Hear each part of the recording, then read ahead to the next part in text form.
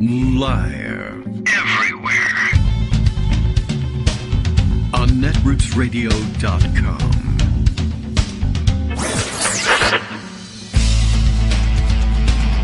David Waldman. Kagro. In the morning. Now, here's David Waldman. Hey, good morning, everybody. How you doing? It's Tuesday, June 4th. 2024, right? Okay, just checking, making sure. And, June 4th. All right, I'm checking the calendar. Everything seems to be A-okay and on the up and up. We are here on a Tuesday morning and still in hiatus with Joan. She's off on, I don't know, maybe she's gallivanting. I don't really know. And I'm not certain whether the definition, I don't know. We'll look it up and see, and maybe we'll go to a judicial seminar and figure out what the historical understanding of the word gallivanting was and treat it that way. I say so because my attention this morning captured by the social media distribution of an interesting story. It's a good story. I mean, it's good to have this story about a bad thing.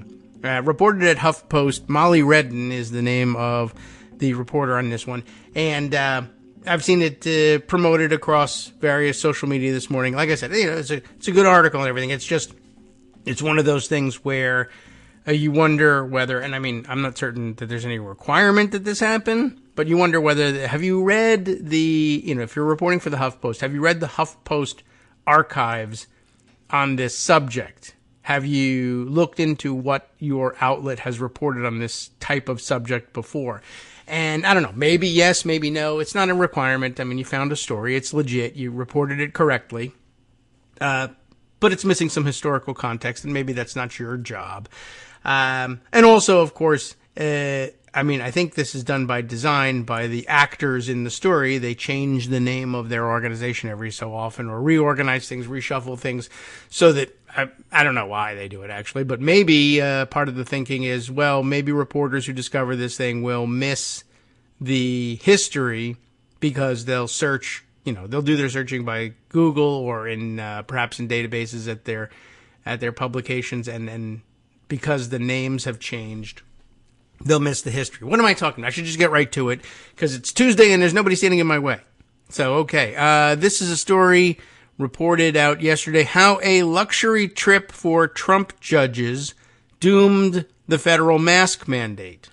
Interesting inquiry. Not timely, but I mean, it's not like ancient news or anything. And a good story to let people know about. The April 2022 ruling, says the subheader, included an unusual legal theory, and new disclosures seen by HuffPost shed some light. Okay, so longtime listeners will probably already recognize this, and people following on social media will see that I'm already pointing to this thing. It's of interest. Buried in the April 2022 ruling that struck down the Biden administration's mask mandate was a section that was unusual for a court decision. That is true. The outcome itself was far from surprising. Places all over the country were dropping local mask requirements, and the judge hearing the case, a challenge to the federal mandate on masks, to mask on planes and other public transportation, was a conservative Trump appointee, U.S. District Judge Catherine Kimball Mizelle, M-I-Z-E-L-L-E, for the Middle District of Florida. Mizelle ruled that the Centers for Disease Control and Prevention's mask requirement overstepped the agency's legal authority. Do you remember the ruling? I have a vague memory of the ruling and the unique approach that it took. And maybe you'll be reminded of it when you read a little bit about this, or when I read to you a little bit about what is reported here. What was eye-catching was the judge's explanation of why strike down the mask mandate. In her ruling, or rather, why does the mask mandate exceed the ruling or the mandate of the Centers for Disease Control and Prevention? Mizelle wrote that she had consulted the Corpus of Historical American English, an academic search engine that returns examples of how words and phrases are used in select historical contexts. I just had a thought. I'll see if I can remember it to the end of the paragraph here. Mizelle searched sanitation, which is a crucial word in the 1944 statute that authorizes the CDC to issue disease prevention rules, and found it was generally used to describe the act of making something clean.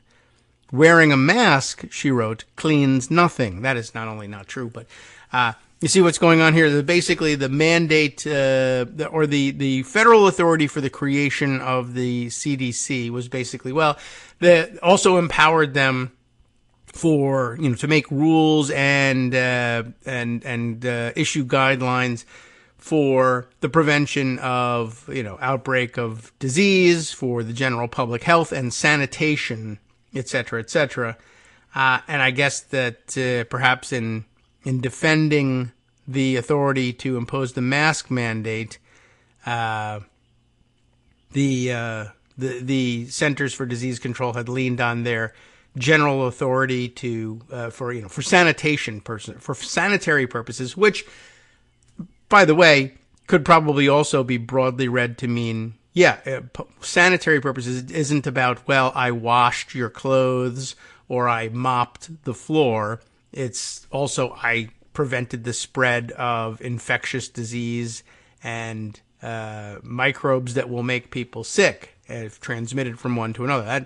That counts in my view under sanitation. But, the point here is that she consulted this Corpus of Historical American English, which, it's not like that's a widely recognized authority in legal circles or anything. It's basically a glorified declaration that I went to Merriam-Webster's and it said sanitation means da-da-da-da-da. And that is among the weakest form of argument in any situation. But, the judge does it, and you can appeal. And depending on where this happened, you end up in a terrible appeals court full of Trump judges, and they agree, whatever. There's not that much you can do about it except complain. But this does something else and points out a different source for all of this nonsense. And it's well worth getting to. I just wanted to pause for a second here and say, by the way, I don't know what the interface is that you use to interact with and search the Corpus of Historical American English, but it occurred to me as I'm reading this, I'm imagining like Trump judges saying, I consulted the Corpus of Historical American English. And then if you went to, a website about the Corpus of Historical American English and said, how do you work? What are you? Well, we're the world's largest electronic database. Da, da, da. I'm just thinking, what if they throw at you? We're incorporating the most advanced and sophisticated artificial intelligence modeling into our. Can you imagine? People are saying, the founding fathers meant XYZ when they said this word. How do you know that? Well, the Corpus of Historical American English told me. Well, what do we know about that? It's running off of one of these idiotic AI models that says you should glue cheese to pizza. Is this, really the founding fathers said that about? No, they really didn't. They just made that up, and it's garbage. But it's garbage that came out of this Corpus of Historical American English, a website which has, classical columns depicted upon it on its landing page. So it's, I'm curious about that. And actually, even before I continue on, I'm just curious, what do I get if I Google that? Not that Google is any better anymore, because it too is driven by stupid AI models. But here we are, COHA. The Corpus of Historical American English, COHA, 400 million word Corpus of Historical American English, 1810 to 2000, the largest corpus, whatever that might be, of historical American English. This is at www.english-corpora.org. And, what the hell do we know about that? What is the Corpus of Spoken American English is one other question here. It doesn't really, does it tell you at any point, how do you know that this is not completely full of it? How do we know that it isn't just an engine that spits out Federalist Society approved nonsense out the other side? We don't know anything about it. But by the way, there's no beautiful looking columns here. It's a very old school looking website. And I don't know what that means or what that tells us. Maybe nothing. And it might be, though, this too, I'm just curious whether this was put up, I don't know, in the last 6 months, but it's such an old school looking website. It was designed to look like it's been around since the dawn of the internet, which is not that long ago, but it's supposed to make it seem like, oh yeah, well that's from the incorruptible era before AI and profiteering online. I don't know, but there it is. Let me continue with this story though. So again, here is the conclusion she reaches is that basically the Center for Disease Control is saying that they have authority to promulgate rules and guidelines regarding sanitation and she looked it up and it said sanitation means it generally is used to describe the act of making something clean. Wearing a mask, she wrote, cleans nothing. That's the conclusion. And it's a dumb conclusion even at that. Like, sure it does. It cleans the air. It does. I mean, when you breathe in and you breathe in through a mask like that, it filters something out of the air. The better the mask, the more it filters. And when you breathe out, similarly, you're breathing out the microbes and the virus is airborne and it's filtered and stopped to some extent by the mask. Sure, it's making the air clean. Absolutely. You can't see it, but that doesn't mean it isn't doing it. It's just a dumb decision all around. But there's more to the story, and there's a reason why she reaches such a dumb conclusion, I guess. And here it is. Searching large linguistic databases is a relatively new approach to judicial analysis called legal corpus linguistics. Now, again, that too is a fancy name. I mean, it's not a relatively new approach to judicial analysis. It's called looking stuff up in the dictionary, but now it has a new name, legal corpus linguistics, and that's because you're not looking it up in a dictionary. You're looking it up in the corpus of historical American English. Only, what is that? Who makes it? How does it work? We don't know. It's just a corpus. Shut up. What's wrong with you? Don't you know how corpuses work? Anyway, I mean, it's basically hand-waving at this point. Searching large linguistic databases is a relatively new approach. No, it isn't. To judicial analysis called legal corpus linguistics. It's actually called using the dictionary. Although it has gained in popularity over the last decade, as judges become dumber, lazier, and less interested in doing any work, I would add, it is barely discussed outside of an enthusiastic group of right-wing conservative legal scholars, which is amazing because looking it up in the dictionary is universal.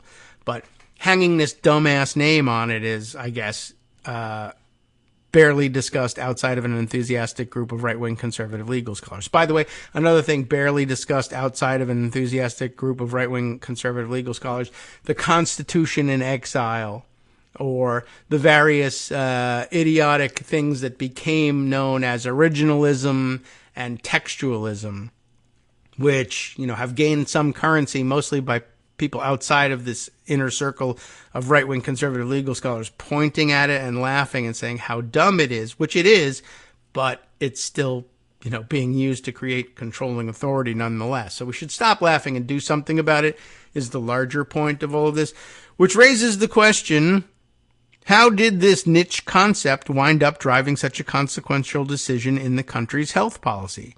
Now, new disclosures seen by HuffPost shed some light, and that is probably true. Although, I'm just saying, I'm not even saying HuffPost is clueless on this. HuffPost has seen disclosures, old disclosures by HuffPost, shed some light on this too.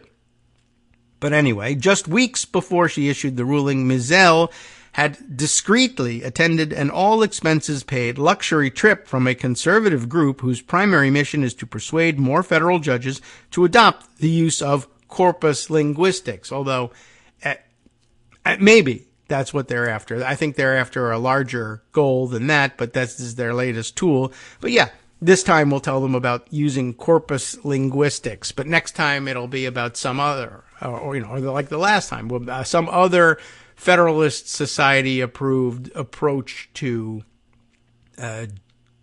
legal analysis.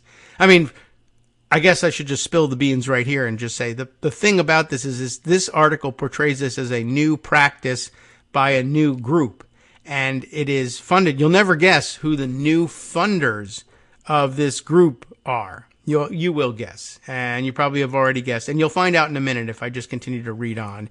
But you get the idea here is that this has been going on for a long, long time, And HuffPost knows that. But, of course, the personnel at HuffPost has changed over the years.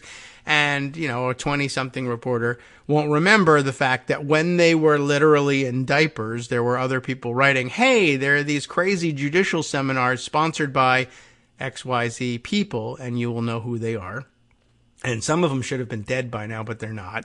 And some of them are dead by now, and their foundations just pay for the stuff instead. Anyway, new disclosures, as they say, seen by HuffPost shed some light. Weeks before, she had discreetly attended this all-expenses-paid luxury trip from a conservative group that this time was trying to convince people to use Corpus linguistics. For 5 days, Mizell and more than a dozen other federal judges listened to the leading proponents of Corpus linguistics in the comfort of the Greenbrier, an ostentatious resort spread out over 11,000 acres of West Virginia hillside. And of course, everyone will remember, I think a lot of you will remember, the Greenbrier has been the site for these sorts of seminars for years. It has been the site for Democratic and Republican congressional retreats for years. It's the hotel that famously has the historical nuclear survival bunker underneath it.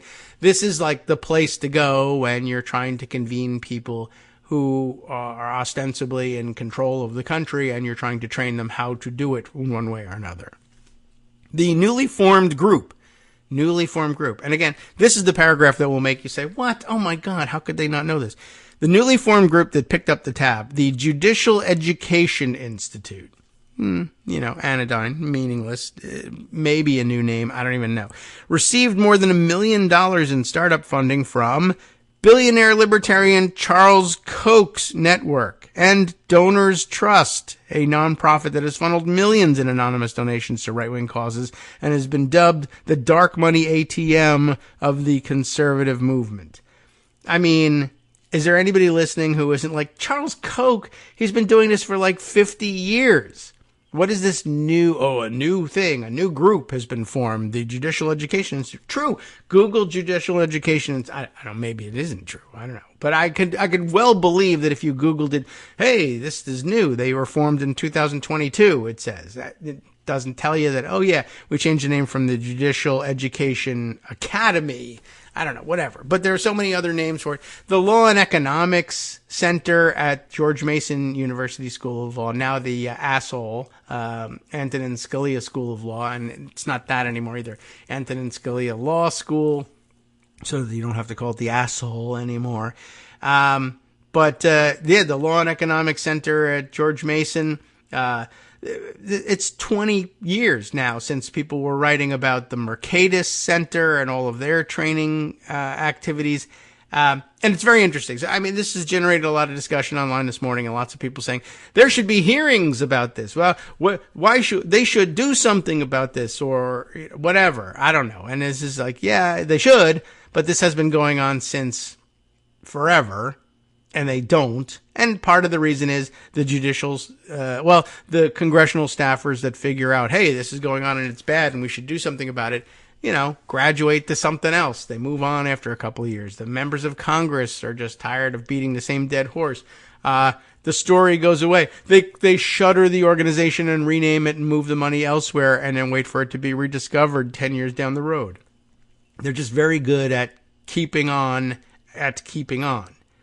And by the way, you can discuss the idea of hearings, etc. We'll come back to that in a minute, I think, because there's some comment, I think, from congressional sources on this, and that'll remind us to come back to this point.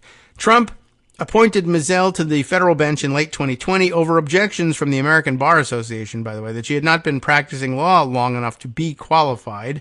A search of her other rulings found she had never previously applied corpus linguistics, so this was new to her. Neither Mizell nor the Judicial Education Institute responded to requests for comment. Now it's time to get comment from members of Congress. In response to the new disclosure, Senator Sheldon Whitehouse. Good, great. Democrat of Rhode Island, of course, a member of the Senate Judiciary Committee who chairs the Subcommittee on Federal Courts and Oversight, called for more disclosure surrounding when judges attending ideological educational retreats. attend, not attending, but okay. The multi-pronged, billionaire-funded scheme to influence the judiciary includes flying amenable judges to luxury resorts to bathe them in the latest fantastical right-wing legal theories, he said in a statement to HuffPost. He knows that that's true. At the very least, the public ought to know when judges are attending lavish, quote, and he scare quotes, seminars, promoting the agenda of partisan special interests. The Judicial Conference should take a close look at tightening its rules to ensure transparency around such junkets. And it should. And he knows that. And he's also known it for decades. He's been around long enough to know that they've been doing this for a long time. Then I want to use this as a springboard to remind people that the Mercatus Center in the early 2000s was holding similar seminars for not only for members of Congress, but their congressional staff as well, in particular chiefs of staff. And that it was billed as a bipartisan affair, how to be a chief of staff, how to know where the bodies are buried and what levers to pull to make your boss the most effective legislator they can be. And guess what? You can use official funds to pay for your portion of the seminar, so nothing comes out of your pocket. The rest of it is subsidized by the Mercatus Center, which is subsidized by the Koch brothers, which is run through George Mason University, and it's a real university and everything, and so you don't have to worry about it. It's just educational. Come on out there. And Democratic chiefs of staff, progressive Democratic members of Congress were sending their chiefs of staff to learn from these Koch brother network funded groups how to be a legislator. And, even over at Daily Kos, people raised the stink about it. It was the effort of some activism, and it kind of worked. And I think they actually kind of maybe killed off the chiefs of staff program for a while. It may have bounced back. I don't know. But so if you're looking for, where's the action? Where's Congress on holding hearings into this new phenomenon? One, it's not a new phenomenon. And two, a lot of the members of Congress and their chiefs of staff have been trained by the same people to think that training seminars aren't such a bad thing. And they can't be made illegal. I don't think. There should be some disclosure, but there's always people playing with the margins of things. Yes, no, I didn't go. Yes, reporting, no reporting. I forgot. I should amend my thing. Or I'll just admit it up front and just say, but it doesn't influence me. And it's a practice I don't think they've figured out a way to rein in the 20 to 30 years that that I've been aware that they do these things, and probably even earlier than that. The Law and Economics Center at George Mason's law school goes all the way back to its founding and was part, of a conscious project in the founding of the law school to embed that. Law and economics is a particular school of thought, a particular legal approach. Ironically enough, not unlike critical race theory in the sense that it's a special, subgenre of legal analysis. I don't think they have very much in common as between the two of them. But for some reason, right, they were like, oh my God, we got to get CRT out of kindergarten. It would be like saying, I'm so worried about my preschooler being exposed to the law and economics curriculum. Well, they're not going to be because, that one is better named. You can more easily understand that this is not something that's going to be taught until you get to law school. Well, same with critical race theory, but never mind that because, I don't know, it says race in it, and so therefore something. Back to the article here. Legal corpus linguistics is not inherently ideological, which is a part of the reason that they can say, it's nonpartisan. We're just teaching people you should use this stupid, database, website, whatever. But more to the point, you should do things like, the founding fathers never mentioned the word whatever this case is about. And so therefore something, and you're not allowed. And it's unconstitutional. Anyway, legal corpus linguistics is not inherently ideological. Nevertheless, as the right-wing legal corpus linguistics have popped up sporadically over the years, including in opinions written by Supreme Court Justice Clarence Thomas. Thomas's former clerk, Thomas Lee, is one of the concept's original pioneers. That was kind of a weird sentence, and I can't tell whether it hangs together because it was a very large ad that I had to scroll through to get from one sentence to the next. Legal corpus linguistics, not inherently ideological. Nevertheless, as the right-wing legal corpus linguistics have popped up. Is that right? Did they want me to read it that way? Including in opinions written by Thomas. His former clerk is one of the concept's original pioneers. And for those who don't know, legal opinions rendered by the Supreme Court are, in the first instance, usually drafted by the clerks. And at each justice will have 2 to 3 clerks, a team of them that work together, and they'll put together, the first round of draft and all this. And depending on the justice, they'll add, subtract, revise, what have you. And in Thomas's case, I'll take what you wrote. But Mizell's ruling and the resulting sea change in public health may be the most resounding proof of concept to date. Although legal scholars protested the ruling as odd, one professor interviewed by NPR said she probably wouldn't accept that level of analysis from a law student. I looked it up in the dictionary, and Merriam-Webster defines sanitation as. Right, that would be an F. But who cares? A law professor told that to NPR. Well, NPR has about 0 power in all of this, so you see what happens. Anyway, so although they protested the ruling as odd almost immediately, the Biden administration announced it would not enforce the mask mandate when it appealed her decision. An appeals court later declared her ruling moot because the administration had ended the COVID-19 public health emergency and made no moves to enforce other mask mandates. But I guess we were just stuck with this dumb analysis as an supposedly reasonable thing to do. HuffPost first revealed the existence of these luxury trips and the Judicial Education Institute's conservative political ties in March. Well, HuffPost actually probably revealed the existence of these luxury trips 10, 15, 20 years ago. They just, I guess, don't know it. Or maybe they revealed some trips for congressional staffers. But this is something that, as an institution, the place was well aware of many, many years ago. But the players have changed. They missed out. Hi, everybody. It's me, David Waldman. Yes, the same guy who interrupts you all the time. Interrupting you one more time just to tell you again, another reminder that your contributions are what keep this show on the air. And Patreon.com, Patreon.com, is still among the easiest ways to make the sustaining subscription donations that keep us afloat. Are you ready for the pep talk about how our Patreon campaign is still going strong and growing? Well, too bad. Yeah, the plain fact is we actually are headed in the wrong direction, and whereas we once had about 175 monthly patrons, we're now actually down below 150. Time to recruit some more. Not exactly the kind of news I wanted to share, but there it is. For those of you in a position to support the show, Patreon.com does make it easy to make those secure, recurring monthly contributions to do so. Patreon.com/KagroX gets you straight to our donation page. We've been through a lot together. The worst of the pandemic, we hope. The worst of the insurrection, we hope. So go ahead and treat yourself. You don't need an excuse. Give yourself the gift of a little something you enjoy in life. Support the show.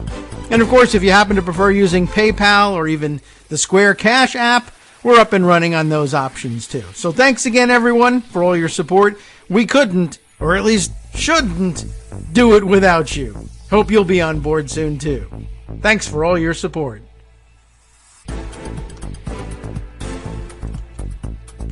All right, welcome back now to the Kagro in the Morning Show here on Netroots Radio. All right, let's continue with our reading of the article on legal corpus linguistics in HuffPost and we're toward the end of it at this point. And I suppose we could dive back into the archives and see, or just do that investigation online and see. Hasn't HuffPost written about this before? I really feel like they have. But at any rate, let's see. We left off. Did we read this part? We left off by saying that although legal scholars protested the ruling as odd, and one professor interviewed said, well, I probably wouldn't accept this from a law student, the Biden administration announced at any rate they weren't going to enforce the mask mandate anymore anyhow when they appealed the decision. And I don't know whether that influenced the appeal at all. But they were able to say, at least, an appeals court declared her ruling moot. So I suppose that means it won't have much precedential value, and that's a good start. But what they really ought to be doing is saying, yeah, I looked it up in the dictionary and it didn't say anywhere that you could do this. In the dictionary thing is not going to fly for constitutional analysis. Honestly, it should never have flown for constitutional analysis to say, well, I looked something up in the Constitution and it didn't appear. Show me in the that's essentially the old show me in the Constitution where it says you can have masks. But they don't mention masks even once in the Constitution. That's not really analysis per se or at all. But anyway, I don't know. Somehow that has become time-honored analysis. HuffPost, of course, thinks that it first revealed the existence of these luxury trips. Well, these trips, anyway, in March of 2024, I guess. When it launched in 2022, the group convened more than 24 judges at the Greenbrier and at the exclusive ski resort of Deer Valley, Utah. The story renewed scrutiny on the lack of rules to prevent overtly ideological groups from rewarding federal judges or trying to influence by mixing legal education with lavish accommodations and travel. I don't know that sentence really worked out either, but you get the idea. All right. Well, anyway, with the Greenbrier and Deer Valley, they're indoctrinating judges by taking them to fancy, 3 fancies. It says it right in the quote. It's a quote. Fancy resorts so they can learn what they're supposed to do, White House said while discussing the story on MSNBC's The Last Word. And I guess the last word is fancy. Now, in addition to the group's influence on the decision that brought an end to the mask mandate, new disclosures reveal the group has continued to convene federal judges at prime vacation destinations. Last summer, at least a half dozen judges flew with the group to Orlando, Florida. It's somewhat less fancy, I think, but it's a nice place to go. This February, the group returned to the Greenbrier, where it held its inaugural retreat in 2022, which again, this is the same people essentially having the same retreat over and over again for 20, 30 years at the Greenbrier. But for some reason, for the first time they did it in 2022 as the judicial, look stuff up in a dictionary institute. Yes. But Charles Koch, really? All right. The group also held 2 conferences in Washington, D.C. in March of 2023 and March of this year. Disclosures say Donors Trust provided funding for both the February 2024 Greenbrier retreat and the March 2024 D.C. retreat. And that's it. That's the end of the article. There's no acknowledgement of what has come before. That was up to us, I guess. Let's see. Well, let me put this out. What we've been talking about on the air, out on social media, just sort of, I wanted to sort of post that out there and get discussion going on that and see whether that contributed at all to our discussion here on the air. But just wanted to let people know that what we've told you already, you heard it here first. Literally, the legal corpus linguistics is a fancy name for looking stuff. I can be a little more broadly descriptive of stuff and what S words I use when I'm on social media, but looking stuff up in the dictionary. And now that the dictionary is as likely as not to have been corrupted by AI, or quote unquote AI, you can't be basing legal decisions on that crap. And yet they're doing it and saying it's a fantastic new innovation. So innovative that now we can have a totally different seminar. And as long as it's a different seminar, we'll change the name of the group so that people don't find out that we've been doing this forever. And you'd be really amazed. One of my pet peeves, I guess, everything I have is, I love all peeves equally. They're good peeves, Brent, and I love them all. And one of them, though, an ongoing peeve, I guess, because the practice is ongoing. Training in general, education efforts in general are a great place to launder ideological indoctrination. I mean, that's what it is. Education, you can't avoid it entirely, but you also can disguise it pretty well by just saying, this is education. And I'm just thinking about all the educating that's done with public dollars of the wrong people with the wrong ideas in the wrong places and in the wrong manner, just so frequently the case. But it's also difficult to draw good, solid logical, bright lines between the good kind of education and the bad kind of education. It's impossible to do, or extremely difficult, and therefore not being done by me. So what am I talking about? Not only, of course, are they doing this with the judges, and we ought to have hearings about it. We then cry to the congressional staff and members of Congress who've been trained by the same people to think that seminars are awesome. Not always does it work. It doesn't change minds. Sheldon Whitehouse surely knows what's going on, but it's also, how could it be a priority for someone like Sheldon Whitehouse who knows so much else about so many other horrific things that are happening, and that it's his job to stop? He's got limited bandwidth like anybody else. Same with the staffers. There's turnover in the staffers. There's turnover in judgeships too, so they got to keep doing these seminars. But in addition, I was thinking training in general. Years ago, we used to hear lots of stories about the same sorts of things in training local police, FBI agents, ATF, whatever, federal law enforcement, state and local law enforcement, being trained post 9/11 in particular in terrorism and terrorism response, and finding out that it was really only right-wing ideologues touring the country, collecting checks from different levels of government to get cops of different sorts together for a couple hours on one day or whatever while they collected overtime to be lectured that what am terrorism, what it is, we don't knows. It doesn't even have to be well formulated, theories or curricula, but what is terrorism? How do you identify it and stop it? And the answer that they would give you on the taxpayer dime. Well, first of all, you're looking for brown people. I would say almost 99 to 103% of the time it is Muslims. So let's get them out of the country. But when it's not them, it's surely brown people that we have who practice other religions, or maybe even the same religion as us, but they're very brown. And this is the problem. So first off, look for brown. And then that's a terrorisms, and arrest them. And then because they're terrorisms and they want to kill Americans, it is okay, and Americans will be all right in the polls with you beating them up, possibly killing them, maybe standing on their necks. If you think that they're actual genuine Muslim terrorisms, we'll send them to Guantanamo Bay and torture them there. And it will be okay because it's not inside the country, except that if Cuba decides that they want to walk into that part of Cuba, we won't let them because it is part of our country. And you get the idea. Something. Screw you. Shoot me if you don't like it. Okay.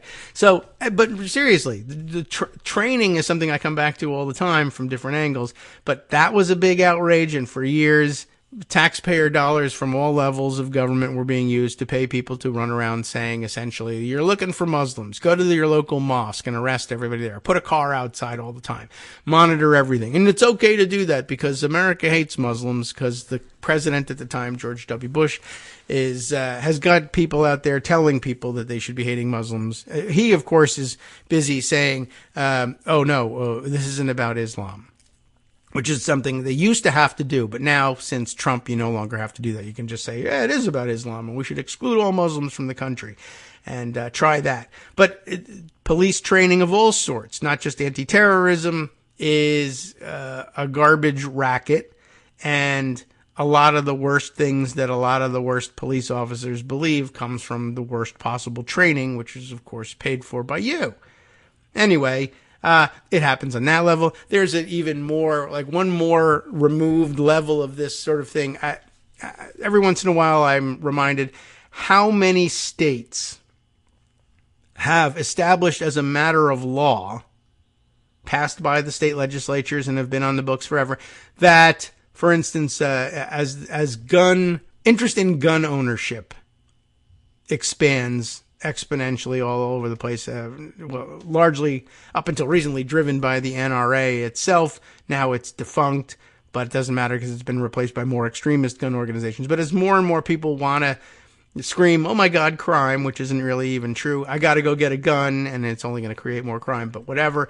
To the extent that any states even still have requirements that people train and figure out how do these handheld instant death machines work, and how can I avoid, using it accidentally and handheld instant death machining my infants or teenage children or neighbors or passers-by in cars, what have you.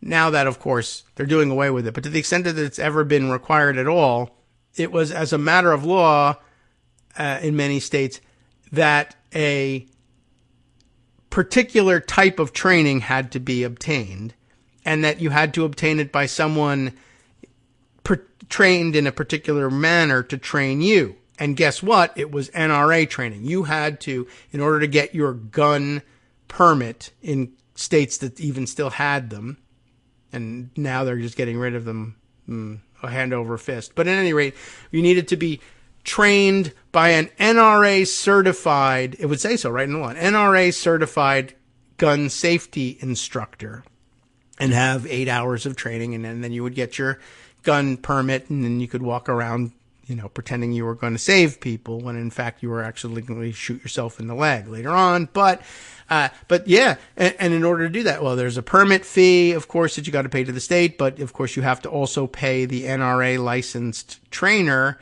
to train you. And so it was like a little racket just written straight into law.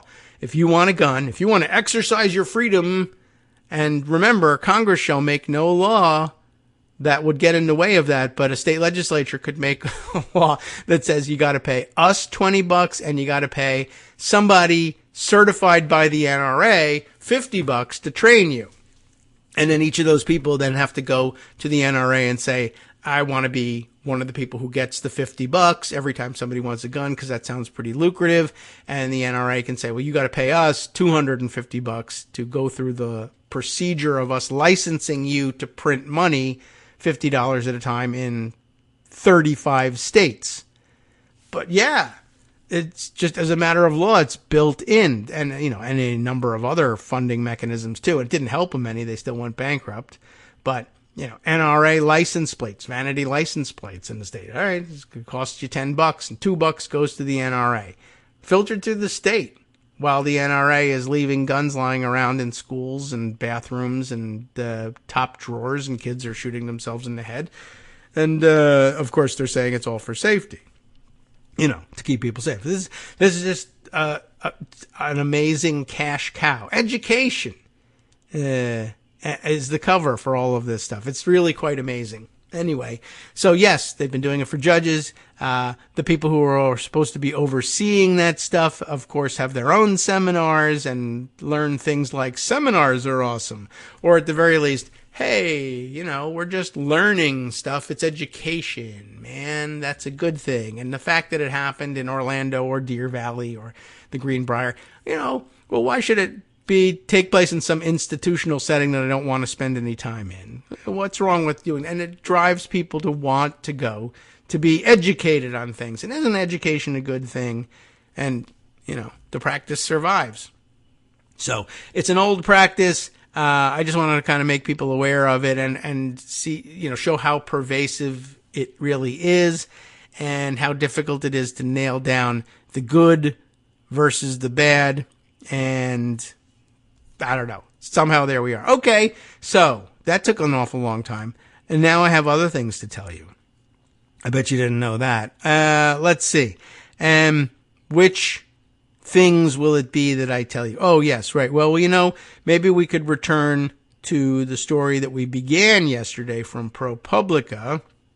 This time, examining the newly laid out evidence of what could turn out to be provable witness tampering by Donald Trump and his cronies. Reported on, again, by ProPublica. Robert Fatorecci, is that right? And Justin Elliott and Alex Mirjeski. I'm sure I did a better job on pronunciation yesterday. We began this piece. Multiple Trump witnesses have received significant financial benefits from his businesses and campaign.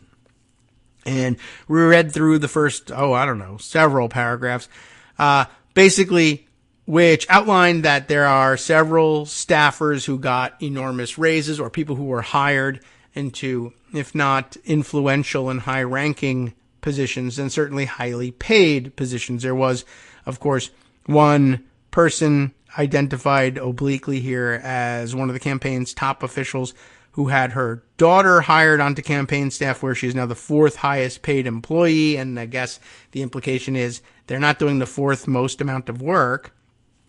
And somebody else who had their average monthly pay double. And by the way, their average monthly pay was about some people's average annual pay, and they were getting that every month. Another employee got a $2 million severance package, barring him from voluntarily cooperating with law enforcement. And I can't remember exactly which person that was, but we read that story at the time it came out and were appropriately outraged by that, but then swept away from it all by other outrages along the way. And then the story kind of outlined the legal status of all of this, which is to say that when you look at this and you're trying to decide whether or not this is being done to influence them as witnesses, you're supposed to look at, well, would these raises or, in some cases, punishments, cuts in pay, firing, etc., would those things have happened in the ordinary course of business, or is there a reason to believe that they are connected to the fact that these people might be, or in fact were, witnesses? To prove witness tampering, prosecutors would need to show that the perks or punishments were intended to influence testimony as well. And here, this must be about where we left off, because I'm hitting the same pop-up advertisement, which, by the way, is trying to tell us all about the 5 signs of an overworked liver. I don't know what the other 4 signs are, but both signs yesterday, they have multiple cartoon renderings of farts, which is fantastic to see anywhere really depicted. I'm glad it's a cartoon, because cartoons are funny inherently. And I mean, I've now seen 2 different renderings in these ads, both of which are picture prominently, some with more of the body, some with less, but a prominently featured butt, and then like a cloud, but a cloud in motion, an ejection cloud. And how else would you depict the fart? It can't be scratch and sniff. They don't have that technology, and I wouldn't want to do it anyway. But anyway, I'm just saying, I've been distracted. ProPublica, I don't know whether you can control anything about who advertises and whether or not there are cartoon farts in these advertisements, but they're very distracting. But somebody commissioned more than one. So anyway, I don't even know if that's really a sign of a stressed liver or not. But, and I don't even want to know what the other 4 are. Anyhow, this must be about where we left off. White-collar defense lawyers say about all of this that the situation that Trump finds himself in, we'll see if any of this is familiar to us, in the dual role, yes, of defendant and boss of many of the people who are the primary witnesses to his alleged crimes, I remember this, is not uncommon. I mean, business crimers are going to do this frequently, I would guess. Their standard advice, prosecutors, is not to provide any unusual benefits or penalties to such employees. By the way, prosecutors are not, not prosecutors, white-collar defense lawyers, because the prosecutors aren't going to give you any advice until they turn into defense lawyers. Then they'll give you advice. Don't do this thing. No unusual benefits or penalties for employees who may be witnesses. Ideally, decisions about employees slated to give evidence should be made by an independent body. Well, there aren't any in the Trump organization, of course. Even if the perks were not intended to influence witnesses, they could prove troublesome for Trump in any future trials. Prosecutors could point to the benefits and undermine the credibility of those aides on a witness stand. You're saying Trump did these things correctly or didn't do these crimes, as far as you know, but isn't it the case that you used to be making $20 an hour and now you're making $4 million a year and have a non-disclosure agreement? And the answer is yes. Okay. Scott Anderson has solved the mystery, by the way. The algorithm has pinned me to the prime fart demographic. And I wouldn't blame them for doing it. We may, I don't know. Do you think we're fart-centric in this podcast? We'll probably mention farts more than any other news and political roundup show. Although a lot of that is the fault of Donald Trump for farting in court so blatantly. But still, we probably gave it more prominent play than most others. So I don't know. Maybe, the algorithm is correct in all of that. All right. So, this in breaking fart news, that's all there is. Now let's go back to, unless that ad pops up again. Yes, we read about Barbara McQuaid giving a quote here. It feels very shady, especially if you detect a pattern, not of farts, but of improperly seeking to influence the testimony of witnesses with penalties or rewards granted through an employment structure. It feels very shady, especially as you detect a pattern. I would worry about it having a corrupt influence. All right. But McQuaid said these cases are difficult to prove, even if the intent were actually to influence testimony, because savvy defendants, although we are talking about Trump, don't explicitly attach strings to the benefits and would be more likely be all wink and nod. You're a great loyal employee. Here's a raise. And he loves to do that mob boss speak stuff too. He thinks that, he thinks he's good at it, and maybe he's good enough. In response to questions from ProPublica, a Trump campaign official said that any raises or benefits provided to witnesses were the result of their taking on more work due to their campaign or his legal cases heating up, or because they took on new duties. Those duties not at all related to the farts in the advertisements, as far as I can tell. The official added that Trump himself isn't involved in determining how much campaign staffers are paid and that compensation is entirely delegated to the campaign's top leaders. The president is not involved. I know we read this yesterday because we said, well, he's not the president. That's why he's not involved in the decision-making process, yada, yada, yada. Where else? Oh, yes. This, I think, is where we stopped reading because I didn't get the chance to read the name of Stephen Chung. And here it is, campaign spokesperson Stephen Chung. We hope to hear the sound of those prison doors sliding closed behind his boss at some time soon. Stephen Chung said in a statement that the 2024 Trump campaign is the most well-run... He's lying already. The most well-run and professional operation in political history. Oh, boy. He's just like his boss. That's why he has the job. Any false assertion that we're engaging in any type of behavior that may be regarded as tampering is absurd and completely fake, which is, of course, tampering. To say this, Trump's attorney, and a new one here as far as I know. Oh, there's the fart commercial, but it's the same drawing as this time. David Warrington, another Trump attorney, sent ProPublica a cease and desist letter demanding that this article not be published. Well, fart to that, I say.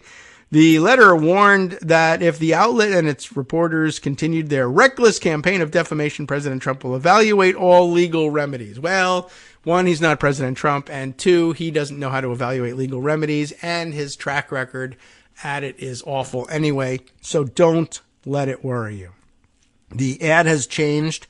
Now being displayed here is the best of Spain to your doorstep. Explore the authentic flavors of Spain at Tienda Delicias de España. A great Spanish accent coming through there. A charcuterie platter is displayed here, and this, I think, maybe it's, meats, cheeses, olives, and almonds, may be the source of all the farting. So, I love charcuterie and don't love farts. So I don't know how well this AI is working. However, the fact that I don't love them doesn't mean they don't happen. So maybe they have us pinned after all. It's possible, back to the news, that the benefits are more widespread. The benefits, that is, of the payments from the Trump campaign, not the charcuterie, not the farts.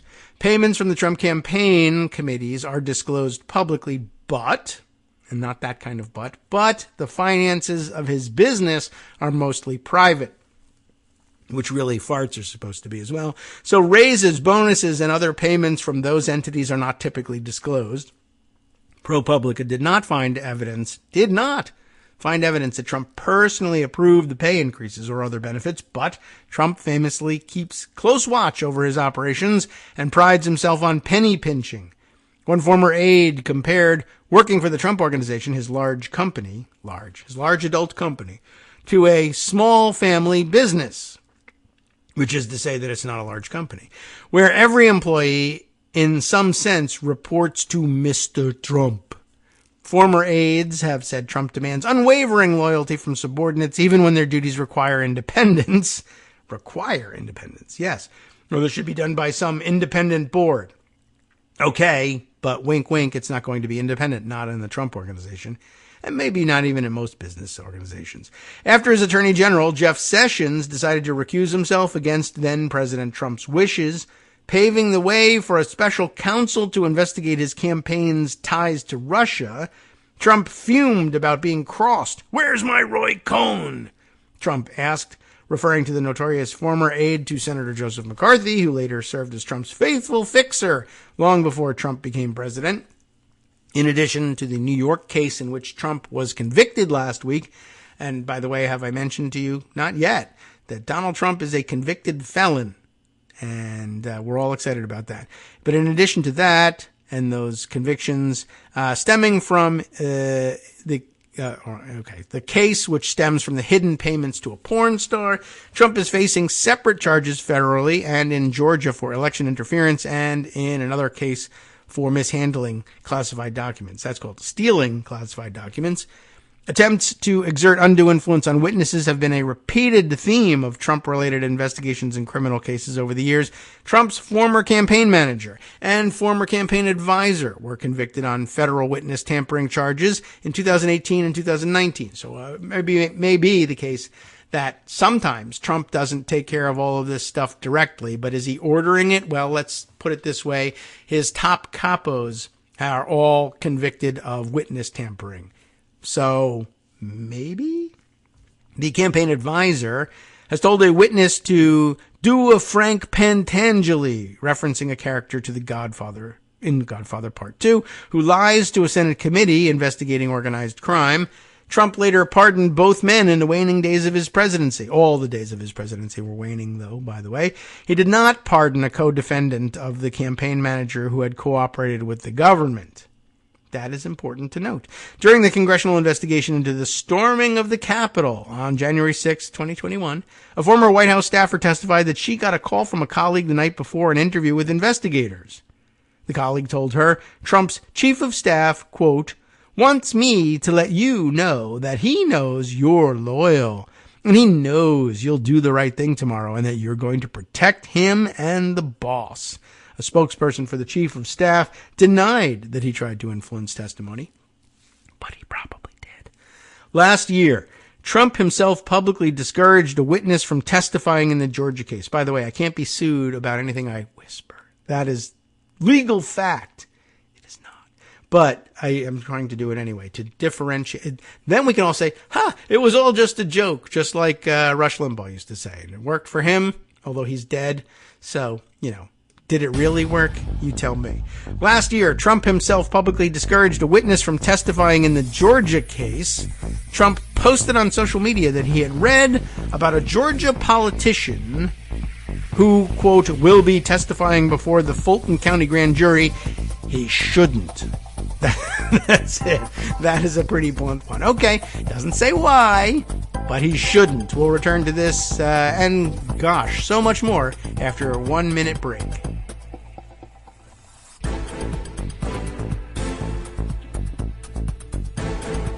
All right, welcome back now to the Kagro in the Morning Show here on Netroots Radio. Blue Sky Deck, still really a lag problem. And ruining things in other windows as well. So just trying to keep an eye on the various social media inputs, but Blue Sky Deck just making it extremely difficult to do. So sad news on that front. All right, where were we on this? Yes, let's go back to the ProPublica article, ProPublica, and continue on. We had just read that Trump last year publicly discouraged a witness from testifying in the Georgia case by saying, I heard about a Georgia politician who will be testifying. He shouldn't. Period. The end. He shouldn't. What does that mean? Well, I think we can probably interpret things. Should we look at the legal, the Corpus of English, historical American English or whatever, and find out whether or not that constitutes a threat? I don't know. My AI program says it is. So you tell me. Anyway. One witness has said publicly that when he quit working for Trump in the midst of the classified documents criminal investigation, the theft of top secret documents, he was offered golf tournament tickets, a lawyer paid for by Trump, and a new job that would have come with a raise. What do you think that was supposed to mean? And by the way, terrible, terrible idea. And I mean, every lawyer who's ever been, actually trained in all this knows.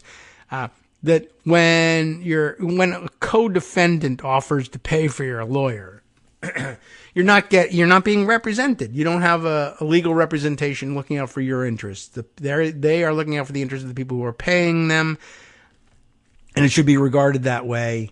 And sometimes it's unethical to operate that way, and some people will refuse and some people won't. But generally speaking, the general rule of thumb is that whoever is paying the bills is buying the services, and it's not a particularly good idea. And it happens more frequently than you would think.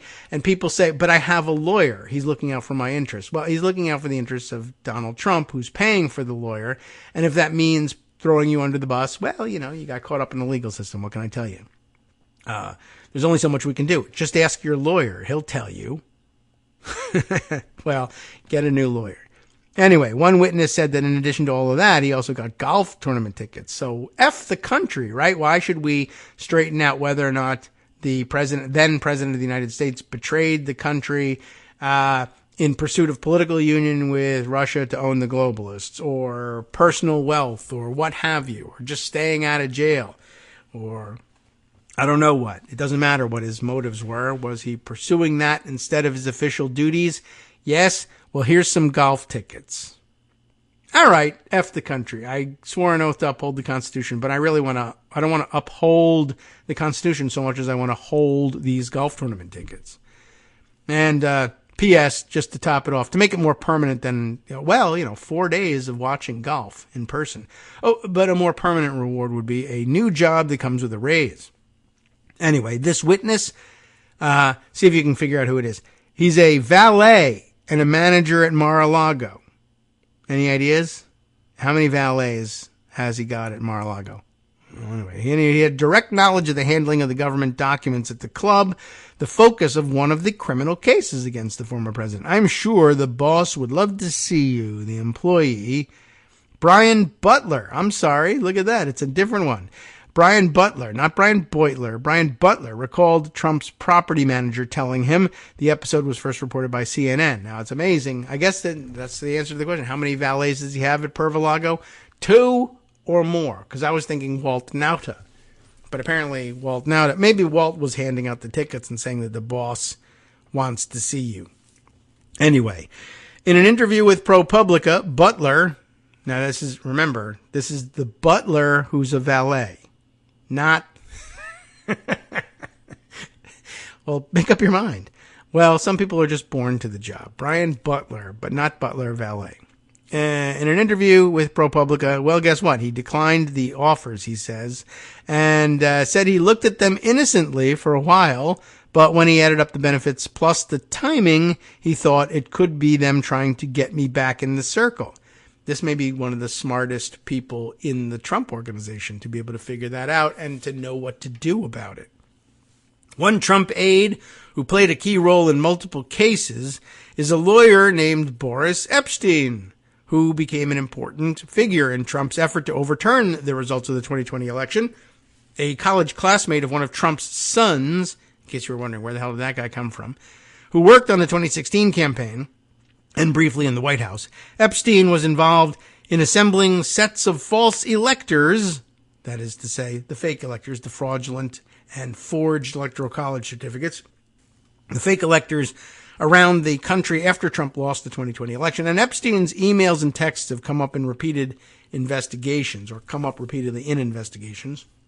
In 2022, he testified before the Georgia grand jury that later indicted Trump on charges related to attempts to overturn the election. The FBI seized his phone, and in April 2023, he was interviewed by the federal special counsel.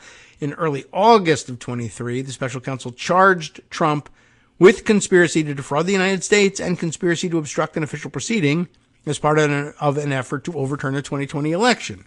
A couple of weeks later, the Georgia grand jury handed down, really up, but for some reason we say down, just as we reverse flammable and inflammable, an indictment accusing Trump of racketeering as part of a plot to overturn the election results in that state, Georgia. From November of 2022 to August of 2023, the Trump campaign had paid Epstein's company an average of $26,000 per month This is the big raise we were talking about before. The month after the indictments, his pay hit a new high, $50,000, and climbed in October to $53,500 a month, where it has remained ever since. And I mean, it's his company. There may be other employees who share in that, but there also might not be. Epstein is a contractor with the campaign, and the payments go to his company, Georgetown Advisory, which is, in case you're wondering how many employees does it have, it is based at a residential home in New Jersey. So it is him. And maybe some family members, possibly.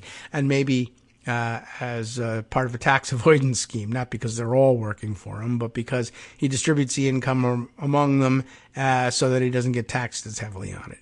The company does not appear to have an office or other employees. So that answers that. Campaign filings say the payments are for communications and legal consulting. Kenneth Notter, Notter, an attorney at Molo Lamkin, not Molo Labe, but Molo Lamkin,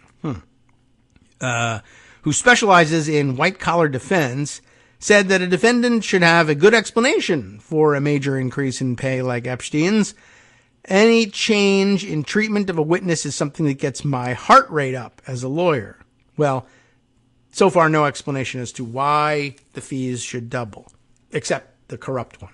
Already in early 2023, months before the pay bump, a Trump campaign spokesperson described Epstein to the New York Times as a deeply valued member of the team who had done a terrific job shepherding the legal efforts fighting the investigation of Trump. The Times reported then that Epstein spoke to Trump multiple times per day, and that's got to be worth a couple $1,000s right there. I mean, you can't just do that for free. You'll go crazy. Timothy Parlatore, an attorney who left Trump's defense team last year, citing infighting. So another Trump attorney, who, at least this one left, but another name to add to the gallery, found Epstein's large raise, baffling. It's not baffling. It's unexplained other than corruption is really what that means. He questioned Epstein's fitness to handle high-stakes criminal defense, given his scant experience in the area. Well, as a criminal, he's got lots. He tries to coordinate all the legal efforts, which is a role he's uniquely unqualified for, Parlatore said. Did we hear his name before? Maybe. The Trump campaign official told ProPublica that Epstein got a pay raise because Trump's legal cases intensified, and as a result, Epstein had more legal work to coordinate. The official declined to say if he started working more hours. All of us are working 24/7 every second of the day. So he just did. He didn't decline to say if he started working more hours. You can't. If you're all working 24/7, it's impossible to work more days or hours. So that's the answer to that one. Epstein declined to comment on the record. Even after the major pay increase, Epstein has not devoted all of his working time to the Trump campaign. Oh, so somebody's lying. Wow. He has continued to consult for other campaigns in recent months, disclosure filings show, and in November he got a new role as a managing director of a financial services firm in New York called Kenmar Securities, regulatory filings show. I'm not certain, though, that would qualify as working something less than 24/7 for Trump, given that he's probably consulting for campaigns that are endorsed by Trump and that have pledged to support Trump politically if they win election. And so it's good for the Trump campaign to have these other people on the ticket. And maybe he's told them, you endorse me and I'll endorse you and I'll send you a free campaign manager as well. Maybe that's the arrangement. And, I guess I would also say, given what we know about all these people, I would immediately start investigating Kenmar Securities, where he is working as a managing director, Boris Epstein. The fact that, why? Why are you looking to you want a subpoena for these records? Can you show probable cause that a crime is suspected here? Yes, Your Honor, Boris Epstein is working there. Oh, well. Say no more. That is probable cause all by itself. Other employees in Trump's political orbit have followed a similar pattern, including his top aide, Trump campaign head Susie Wiles, a Florida political consultant, definitely heard her name on the show before, was present when Trump allegedly went beyond improperly holding on to classified documents and showed them to people lacking proper security clearances. When Trump was indicted on June 8th, 2023, over his handling of the documents, the indictment describes Wiles as a PAC representative. It described Trump allegedly showing her a classified map related to a military operation, acknowledging that he should not be showing it and warning her not to get too close. That June, Right Coast Strategies, the political consulting firm Wiles founded, received its highest ever monthly payment from the Trump campaign, $75,000, an amount the firm has equaled only once since. Wiles has been a grand jury witness before the indictment. News reports indicated Wiles had told others she continued to be loyal to Trump and only testified because she was forced to. And according to Wiles, Trump was told she was a witness sometime before the indictment's June release. The Trump campaign official told ProPublica that the spike in payments was largely because Wiles was billing for previous months. Oh, I see. She also got a 20% raise that May from $25,000 to $30,000 per month. She went back and redid her contract, the official said, adding that her role as a witness was not a factor in that raise. A few months later, the Wiles family got more good news. Wiles' daughter, Caroline, who had done some work for Trump's first campaign and in the White House, where she reportedly left one job because she didn't pass the background check, was hired by his campaign. Her salary, $222,000, making her currently the fourth highest paid staffer. Ever heard of her? Know what she does? Is she the fourth most important person as far as you're aware? The Trump campaign official said her salary included a monthly housing stipend. Oh, that explains. Wait a minute. Couldn't anybody's salary include a housing stipend? Yes. Do they? No. Why does she get that? Look over there. Susie Wiles said she and another campaign official were responsible for hiring her daughter, which is a terrible thing to admit, really, who said she has an expertise in logistics. Ah, yes, I see. And was brought on to handle arrangements for surrogates, taking Trump's place at events that he couldn't attend. Wiles said Trump wasn't involved in the hire. She was brought on to handle arrangements for surrogates. Okay. Anyway, yeah, that's interesting, too. And by the way, what sort of person has an expertise in logistics, but can't pass a background check in the Trump White House, for God's sake? There's probably others, but drug smuggler is one. Slave trader is another, but I would think drug smuggler probably a little bit more likely these days, but you never know. And certainly some other things as well, like totally legitimate business person, but with some parking tickets. They get in the way, unpaid parking tickets. Anyway, just pointing that out. Caroline Wiles told ProPublica her mother's position in the campaign played no role in her getting a job, but she declined to describe the circumstances around the job offer, which came from her mother. So, that's going to make it difficult. How did I get the job? Because I have earned it, she said. I don't think it has anything to do with Susie, i.e. mom. Okay. Susie Wiles, again, previous paragraph. Susie Wiles said she and another campaign official were responsible for hiring her daughter. Her daughter told ProPublica her mother's position in the campaign played no role in her getting the job. I was merely hired by my mom, who was on the campaign. But the point is, my mom's position on the campaign had no role in her hiring me. It was the reason she could hire me, but it had no role, according to the linguistics database that I consulted. The incident suggests Susie Wiles herself has been aware of efforts to keep potential witnesses in the fold. Soon after the FBI found classified documents at Mar-a-Lago, a Trump employee was asked in a group text chat that included Wiles to confirm that the club's property manager, quote, was loyal. Wiles told ProPublica she couldn't talk about the details of the case, but she called the text message exchange a nothing. She left off burger. More generally, she said she was unaware of the need to ensure employees who are witnesses do not appear to be receiving special treatment. I was unaware of that. Well, that, of course, is no excuse. However, I am going to say it, and the legal database says that's okay. The AI I consulted. It's the first time that I've heard that's best practice, she said. I don't mind telling you I conduct myself in such a way that I don't worry about any of that. What? That's not really a great thing to say. And Trump, she said, had never talked to her about her role as a witness. I was instructed to at least to say that. Less powerful aides who are witnesses have also enjoyed career advances. Margot Martin, a Trump aide who, like Wiles, allegedly witnessed Trump showing off what he described as a secret military document. I remember her. Got a significant raise not long after the classified documents case heated up with the search of Mar-a-Lago. According to the indictment, Trump told Martin and others the military plan was secret and highly confidential. As president, I could have declassified it, he allegedly told the group. Now I can't, but this is still a secret, which is so stupid. A few months before her grand jury appearance, she moved from the payroll of a Trump political committee to a job with the campaign as it was launching. Martin was given a roughly 20% pay raise from $155,000 to $185,000 per year.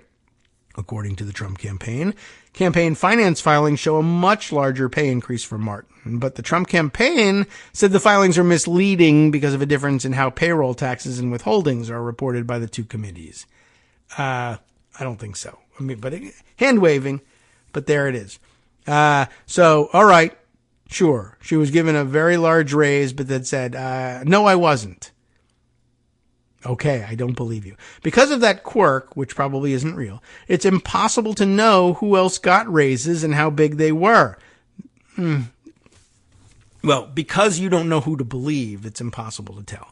The campaign official said that at least one other witness also got a pay raise, but did not provide details about how much and when. Dan Scavino is a longtime communications aide who Trump once called the most powerful man in politics because he could post for Trump on the president's social media accounts. Scavino was among the small group of staff who had an up-close view of Trump during the final weeks of his presidency, a focus of the congressional inquiry into the January 6th insurrection and the criminal probe into the election interference in August of 2021. A month after the congressional investigation began, securities filings show that the parent company behind Truth Social, Trump's social media company, gave Scavino a consulting deal that ultimately paid out $240,000 a year. The next month, lawmakers issued a subpoena to Scavino to ask him what the White House knew about the potential for violence before the attacks and what actions Trump took to try to overturn the election results. Some general questioning. The panel gave Scavino a half dozen extensions while negotiating with him, but he ultimately refused to testify or turn over any documents and was held in contempt. In September of 2022, Scavino received a subpoena to testify before the criminal grand jury in the federal election interference probe, and this time he wasn't able to get out of it and was seen leaving the Washington, D.C. courthouse in May of 2023. Bits of Scavino's testimony were reported by ABC News, citing unnamed sources. Although his recollections of Trump from January 6th painted the former president unfavorably, his reported testimony didn't include significant new information. He testified Trump was very angry that day, and despite pleas from aides to calm the Capitol rioters, Trump for hours was just not interested in taking action to stop it. When the testimony was reported, Trump's spokesperson said Scavino was one of the former president's most loyal allies, and his actual testimony shows just how strong President Trump is positioned in this case. Yeah, you didn't see the actual testimony. Between getting the subpoena and testifying, Scavino was given a seat on the board of Trump's social media company. Scavino was also granted $600,000 in retention bonuses and a $4 million executive promissory note. Executive. Not just a regular promissory note, a chief executive promissory note. Paid in shares, according to SEC filings. Bad deal. The company's public filings did not make clear when these deals were put in place. As one of the few aides who Trump was with on January 6th, Scavino is likely to be called if Trump's election interference cases go to trial. Reached by ProPublica, Scavino declined to answer questions about how he got the board seat and other benefits from the Trump media company. It has nothing to do with any investigation. A Trump media spokesperson declined to answer questions about who made the decision to give Scavino the benefits and why, but said it appears this article will comprise utterly false insinuations. We'll see. When Atlanta attorney Jennifer Little was hired to represent Trump in his Georgia election interference case, another attorney name, it marked the high point of her career. Oh boy, she'd probably been working for parking garages before that. A former local prosecutor who started her own practice, she had previously taken on far more modest cases. Highlights on her website included a biker who fell because of a pothole. That is a big case. A child investigated for insensitive social media comments. And drunk drivers with DUIs as high as 0.19. Woo! I have the biggest drinkers in town. Little had made headlines for some higher profile cases, like a candidate for lieutenant governor accused of sexual harassment. Yay! But everything on her resume paled in comparison to representing a former president accused of plotting to reverse the outcome of an election. That's true. Then, well, everything pales compared to that. In May of 2022, her job got even more complicated when Trump pulled her into his brewing showdown with the Justice Department over classified documents at Pervalago. Despite multiple requests, Trump had not returned all those documents, as you know. And the Justice Department had then elevated the matter by subpoenaing Trump for the records. And Trump wanted her advice. Aren't you the one who had the biker who fell because of a pothole? Yes. That's me. Terrific. A little bit of national security issue here for you. Little told him, according to news reports, that unlike the government's prior requests, the subpoena meant he could face criminal charges if he didn't comply. Well, she did attend that day of law school. That is true. When Trump ultimately did not turn over the records and the criminal investigation intensified, Little's involvement in that pivotal meeting got her called before a grand jury by federal prosecutors. That's funny. Yeah, she's taken on this high profile case. Her profile is very much elevated. So she used to represent the guy who fell because a biker who fell in a pothole. But now she's involved in this federal investigation of election interference. True. How is she involved in it? If I get a subpoena, do I have to answer that? Yes, you actually do have to answer that. Okay. I mean, that doesn't take any special legal genius or anything like that. But now she's involved in the case because she's a witness. Did you tell him that he had to comply or else he would be in trouble because the subpoena is serious and we can enforce it? I did do that. Oh, okay. Well, how about a raise, honey? What about it? What do you say? There it is. She's taking on much more legal work now. She's handling much more sensitive cases than she'd ever done before. Of course, we'd be paying her more money. There's really nothing here. There is something here. I mean, it's just any excuse that, well, she's doing much more legal work is garbage. She's doing, that's not, barely even qualifies as legal work. I got a subpoena. Do I have to comply? Yes. Cha-ching. Huge amounts of legal work involved in that. Now, some of her testimony, Trump ultimately did not turn over those records, right? Little's involvement got her called by federal prosecutors before a grand jury. And some of her testimony before that grand jury, which they're telling you what grand juries do, determines whether someone will be indicted, may have been favorable for Trump. In one reported instance, Little's recollections undermined contemporaneous documentary evidence that was damaging to Trump. But the documentary evidence will probably be weighed a little more heavily than her recollection. But that's up to the grand jury. Investigators had obtained notes from another lawyer at the May 2022 meeting, indicating Trump suggested that they not, quote, play ball with federal authorities. Wouldn't it be better if we just told them we don't have anything here? That's the most damning note. But a woman who, a lawyer who represented a biker who fell in a pothole says, no, I don't think I remember it that way. So, Little, 6 of one, half dozen of the other. Little told the grand jury she remembered the question more benignly, according to an ABC News story that cited anonymous sources and said she couldn't recall Trump recommending they not play ball. Trump has since been indicted over his handling of the classified documents. If the case goes to trial, Little's testimony could prove crucial as the two sides try to make their case about Trump's consciousness of guilt and whether he purposely withheld documents. I should point out, on the other hand, it is possible that Little's testimony could prove not crucial or not interesting at all as the two sides try to make their cases about Trump's consciousness of guilt. But, she's clearly worth a tremendous amount more money to one side than another for some strange reason. Trump has, of course, pleaded not guilty in that case and has said he did nothing wrong. Just after Little was forced to testify before the grand jury in March of 2023, a Trump political action committee paid her $218,000, by far the largest payment she'd received while working for Trump. In the year after she became a witness, she has made at least $1.3 million from the Trump Political Committee, more than twice as much as she had made during the prior year.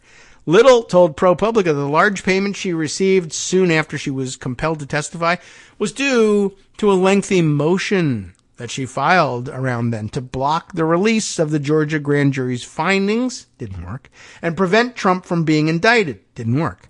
Her hourly rate did not change, she said. The workload increased. The elevated payments in the year after she became a witness did coincide with the Georgia case heating up and Trump getting indicted. The Trump campaign official said that the spike in payments to Little after she became a witness was the result of her billing for multiple time periods at once. Again, the advice was, if I get subpoenaed, do I have to comply? Yeah, I think you do. $218,000 later, thank you very much. A similar pattern played out for another Trump lawyer present at the Mar-a-Lago meeting about the subpoena, and we can read a little bit about after that, after this. A little more after that, after this, that, and the other thing. We'll be right back. Hi, I'm Scott Anderson, the guy that writes the daily summary for this show, Kagro in the Morning. Thank you to everyone that supports this show. Many of you send donations through PayPal, Patreon, Square Cash, Radio Public, and so on. Some of you write your own essays and send them in, or read articles with your own commentary. We appreciate it. Now, some of you are listening to this and thinking, I'd like to help, but isn't there something I could do that wouldn't require money or effort? Why, yes, there is. You can just like us. On Daily Kos, they call it the recommend button. YouTube has a thumbs up. There are hearts and likes and love buttons. Tap our love button. Tap our love button every day. Share our shows and summaries on Facebook and Twitter, YouTube and iTunes, Stitcher and Amazon. Most of these places allow you to write a review, so a sentence or two would be great. Recommend us to social media, or tell your friends to listen to the show. You aren't just helping us, you're helping them find their new favorite thing to listen to. You could change the world. So thank you in advance from me and everybody else in the world.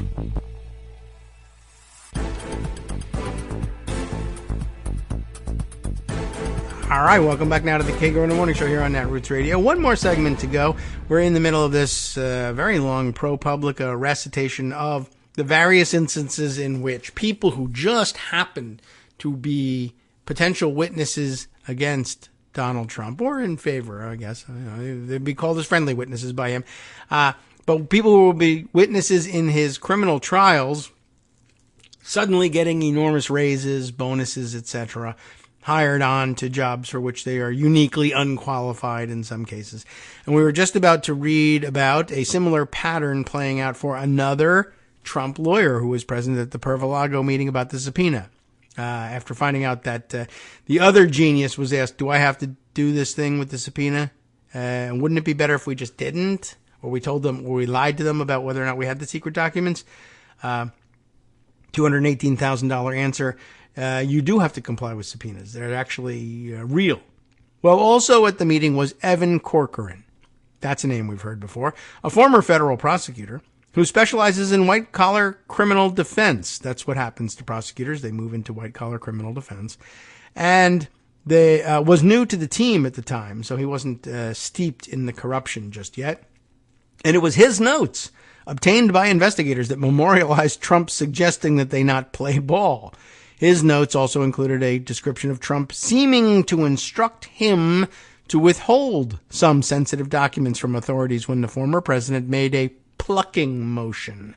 He made a funny motion, as though, well, okay, why don't you take them with you to your hotel room if there's anything really bad in there, like, pluck it out.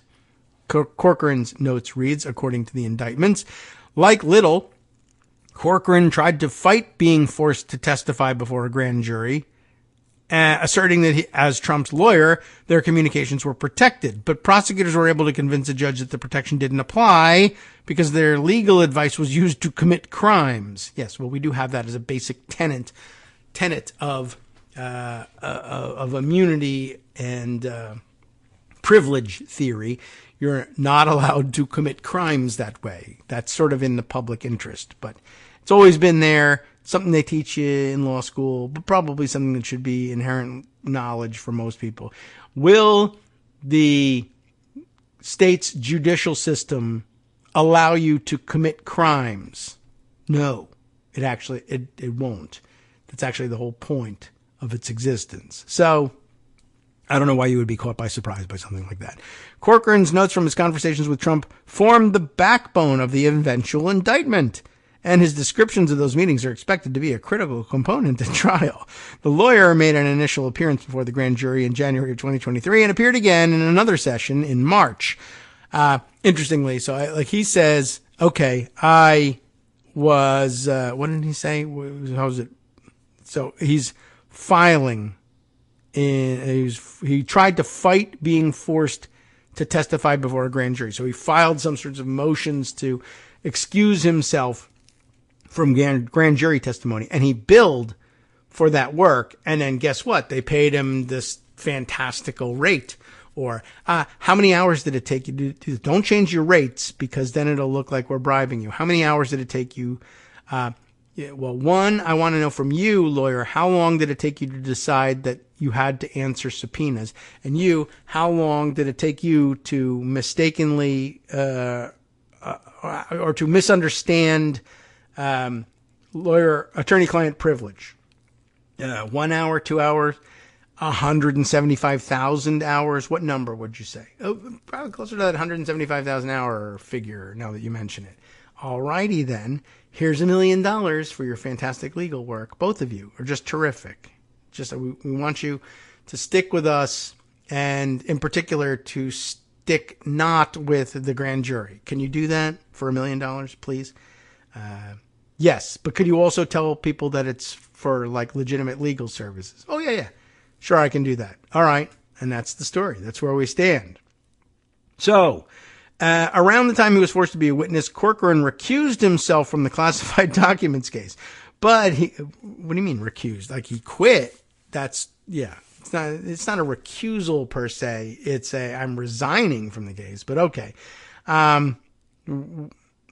That's I guess maybe parsing things too thin. There's a colloquial use of recusal. Corcoran recused himself from the classified documents case, but he continued to represent Trump on other matters. Why? For what reason? And what matters? Nevertheless, his firm's compensation shot up for a few months. So I quit the biggest case we were working on, but my billing went up. Just days after his March grand jury testimony, the Trump campaign sent 2 payments to his firm, totaling $786,000. You really should wait a decent interval before cutting those checks for him, but Trump doesn't know about what's decent. This is the largest amount paid in a single day in his almost 2 years of working for Trump. The firm brought in a total of $1.4 million in that 4-week span, more than double its payments from any other comparable period during Corcoran's time working for Trump. This despite the fact that he had resigned from the biggest case that he had. Corcoran did not respond to questions from ProPublica.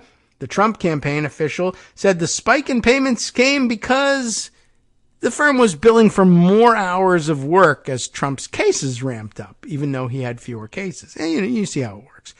Sure, whatever, wink, wink. The official added that the number of lawyers from the firm working on the case may also have increased, but couldn't provide specifics because it was a lie. The issue of witnesses who have received financial rewards from Trump has already come up at both of the former president's New York trials. In the civil fraud case last year, prosecutors questioned the Trump organization's former controller, who's now in jail, about $500,000 in severance that he had been promised after retiring earlier that year. Now I remember who we were talking about with the here's a couple mil or whatever it is. And by the way, sign this that says you are forbidden from cooperating with law enforcement, which is not something that they can actually enforce against us, but will you sign it and do it anyway? Sure, I will because I want to. I'm not being forced to. I want to help you. Anyway, during his testimony, the former controller broke down in tears as he complained about allegations against an employer he loved and defended the valuations at the center of the case as justified. At the time of the testimony, he was still receiving his severance in installments. That is, of course, former Chief Financial Officer Alan Weisselberg, who got $2 million in severance payments in January of 2023, or he got the agreement in January of 2023, 4 months after the New York Attorney General sued Trump for financial fraud in his real estate business. The agreement contains a non-disparagement clause and language barring Weisselberg from voluntarily cooperating with investigators. It came up in Trump's hush money trial last month, when prosecutors told the judge that the severance agreement was one of the reasons that they would not call Weisselberg. He was still due several payments. Okay. The agreement seems to preclude us from talking to him or him talking to us at the risk of losing $750,000 of outstanding severance pay, one prosecutor said. And it's not that prosecutors are like, well, we want him to be able to get paid, so we don't want to ruin it. It's just that we won't be able to trust any of his answers because he knows that if he tells us information that's useful to us, he'll lose $750,000. Now, that's non-enforceable, and Weisselberg could sue Trump for the $750,000 and say it's just not an enforceable agreement, but when's he ever going to get that money? And it's going to cost him more than $750,000 to sue and get it. And he wouldn't be paid. In last year's fraud trial, the judge wrote of the severance agreement, the Trump Organization keeps Weisselberg on a short leash, and it shows. A Trump Organization spokesperson said in a statement that after Weisselberg and the controller, they're not the same person, announced their retirement plans, the company agreed to pay them severance based on the number of years they worked at the company. President Trump played no role in that decision, just one of his top lieutenants for decades on end, and played no role in it. Weisselberg's severance agreement was signed by Trump's son, Eric, who also probably doesn't talk to Dad about anything ever. Another witness for the civil trial last year, longtime Trump friend and real estate executive Steve Witkoff, was called as an expert witness by Trump's defense team, and he defended the Trump Organization real estate valuations at the heart of the case. 2 months after Witkoff's testimony, that's not a bad interval, Trump's campaign for the first time started paying his company, the Witkoff Group, for air travel. The payments continued after over several weeks, ultimately totaling more than $370,000. The Trump campaign official confirmed the campaign used Witkoff's private jet for multiple trips, including Trump's visit to a stretch of the Texas border in February, saying it, quote, appropriately reimbursed him for the flights. Why would Trump need to use Witkoff's private jet when he's got his own private jet? I don't know. The official said it sometimes used commercial charter jet services, but opted for Witkoff's plane because of availability, space, and convenience, even though Trump loves using his own plane and having the campaign pay him for it. Witkoff and the Witkoff Group did not respond to requests for comment. I can't believe it. That's the end of the very long ProPublica story, but now it's all on the record with us. We all have heard about all of the various witnesses against him that he has showered with benefits for some strange reason, and I have a feeling it will come up in the future trials if they ever even begin. All right, we got a couple of other things on tap here and wondering about how to use the time best. Let's see. Well, I have got another piece here from Rosalind McGregor that's been waiting for a little while, but Friday is a great day for those. Though today is a good day for that as well, and you never know. I might end up getting another one before Friday, and this has been sitting for a while. But there are a couple of other lengthy stories that I might be able to squeeze in if I start now. And let's see. There's that's a good one. That's a good one. Let's see. I'm thinking maybe we read a little bit of this piece, much discussed over the past couple of days, and reminiscent of another piece that I read years ago on the show. Can't read them both, but I have read you the other one earlier. But this being talked about an awful lot. This a piece in Slate by Bill Pruitt, was he a producer or what? I don't know, on The Apprentice, and who has just now come out from underneath, I guess, a 20-year NDA that prevented him from talking about what went on behind the scenes at The Apprentice. And now we find out that it is, of course, everything that people always said went on behind the scenes at The Apprentice. But I'm also reminded of that one magazine article we read years ago and have referred back to once or twice with interviews from the editors of the early Apprentice shows, the ones who basically said, when we were working on it at first, the first couple cuts of these first couple episodes of The Apprentice, we thought we were producing a comedy. It was, reality television based, but we were under the impression that we were doing a show about basically what an idiotic clod Donald Trump was and how dumb he was in the way he ran businesses, and everybody would find that funny and buffoonish. But then we were given instructions, no, we need you to edit this again and make it look like he's a sharp, savvy, bleeding edge businessman with unorthodox practices. But what else would explain his tremendous success and his ability to cut through all the BS and hire the best people all the time? And they had no idea how to do it. Anyway, now we find out other things going on behind the scenes. The headline on the piece, the Donald Trump I saw on The Apprentice. For 20 years, I couldn't say what I watched the former president do on the set of a show that changed everything, and now I can. Let's read it. It's from May 30th, so it's pretty recent. Lots of people reading through it and just saying, wow, more confirmation than I ever guessed that we would get. On January 8th, 2004, just more than 20 years ago, the first episode of The Apprentice aired. It was called Meet the Billionaire, and 18 million people watched. The episodes that followed climbed to roughly 20 million each week. A staggering 28 million viewers tuned in to watch the first season finale. The series won an Emmy nomination for Outstanding Reality Competition Program, and the Television Critics Association called it one of the best TV shows of the year. Must have been a terrible year. Alongside The Sopranos, holy cow, and Arrested Development, like two shows that were actually legitimately good. The series, alongside its bawdy sibling, The Celebrity Apprentice, appeared on NBC in coveted primetime slots for more than a decade. The Apprentice was an instant success in another way, too. It elevated Donald J. Trump from sleazy New York tabloid hustler, which is what he actually was, to respectable household name. I mean, really, it was responsible for that. In the show, he appeared to demonstrate impeccable business instincts and unparalleled wealth, even though his businesses had barely survived multiple bankruptcies and faced yet another when he was cast. Okay. By carefully misleading viewers about Trump, his wealth, his stature, his character, and his intent, the competition reality show set about an American fraud that would balloon beyond its creators' wildest imaginations. I'm sure they couldn't guess that he would become president based on it and destroy the world. But he did. But again, keep in mind, again, if you remember it, I have to read through the other article from the editors at some point. Maybe tomorrow. I don't know. Maybe Friday as well. But if you can remember it, please. Maybe I can include the link in the roundup so you can preview it. All right.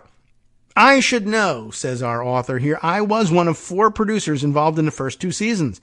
During that time, I signed an expansive non-disclosure agreement that promised a fine of $5 million and even jail time, which they cannot promise you, if I were ever to divulge what actually happened. It expired this year. No lawyer told you they can't make you go to jail for that. That's crazy. Why? On what authority? Anyway, no one involved in The Apprentice, from the production company or the network to the cast and crew, was involved in a con with malicious intent.